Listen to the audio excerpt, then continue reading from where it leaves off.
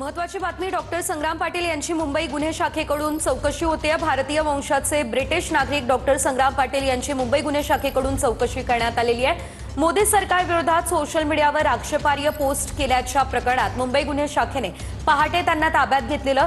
चौकशी करून संग्राम पाटील यांना आता सोडण्यात आलेलं आहे।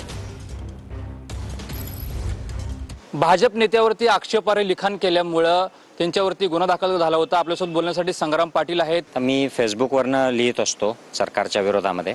त्यातल्या काही पोस्ट सरकारच्या लोकांना आवडल्या नाहीत, त्यांनी तक्रार केलेली आहे, FIR केलेला आहे आणि त्यामुळे मला पोलिसांनी ताब्यात घेतलं आणि मग दिवसभर चौकशी करून त्यांनी आता संध्याकाळी नोटीस दिली आणि हे आता इन्व्हेस्टिगेशन सुरू झालं आहे। कुठल्या तरी एका पॉलिटिकल ग्रुपची पोस्ट आहे आणि त्याच्यासोबत मला क्लब करून टाकलं आहे, तर त्यामुळे हे मॅटर थोडंसं कॉम्प्लेक्स आहे।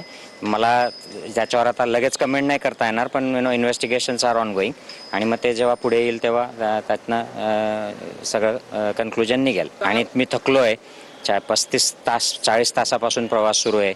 आज दिवसभर सकाळी 2-2:30 पासून मुंबईमध्ये आहोत आता आणि तपास सुरू राहील। मी माझी कायदेशीर बाजू तपासेल आणि तज्ज्ञांकडून त्याचा मी उपयोग करून I will fight my fight. या घटनेमध्ये पुन्हा आणखी काय माहिती समोर येते हे पाहणं आता महत्त्वाचं असणार आहे। Cameraman Adil sir, Ranjit Ingale, TV9 Marathi, Mumbai.